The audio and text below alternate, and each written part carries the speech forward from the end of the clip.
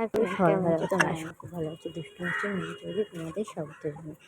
তো আজ দেখো সকাল সকালে আমার গোছাতে হচ্ছে, কারণ আমার মেয়েটা খুবই শরীর খারাপ, ওই জন্য ওকে ডাক্তারের কাছে নিয়ে যাবো। আর শরীর খারাপ বলতে ওর কিছুদিন যাবো শরীরটা অনেক দিন দিয়েই খারাপ যাচ্ছিলো। তো ডাক্তার দেখিয়েছিলাম আমরা দেখাতে, তো ডাক্তার বললো যে ওখানে কিছু হবে না, আমাকে বড় শিশু ডাক্তারের কাছে নিয়ে যেতে। তো যেহেতু শিশু ডাক্তারের কাছে নিয়ে যাবো বলে তাড়াতাড়ি করে নিচ্ছি।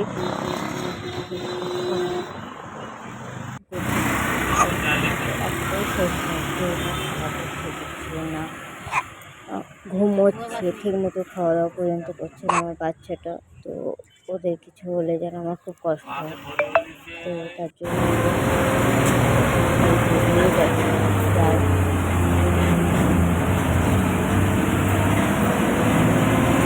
আমরা বাসের জন্য অপেক্ষা করছি।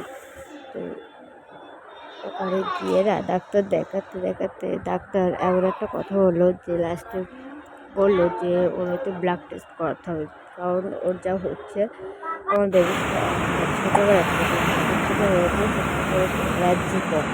তো অতিরিক্ত ধুলোবালি খাওয়া পড়লে ওর অ্যালার্জিটা ফুটে ওঠে, তেল সাবান কিছুই লাগানো বন্ধ হয়।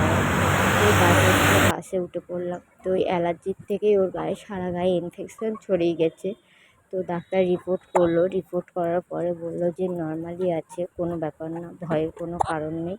আসলে ওর যে অ্যালার্জিটা না, অ্যালার্জির থেকেই ওর গায়ে ইনফেকশনটা আরও বেশি ছড়িয়ে গেছে। আসলে এখানে এসে ও অনেকটাই বেশি ধুলোবালিতে খেলাধুলো করছিল।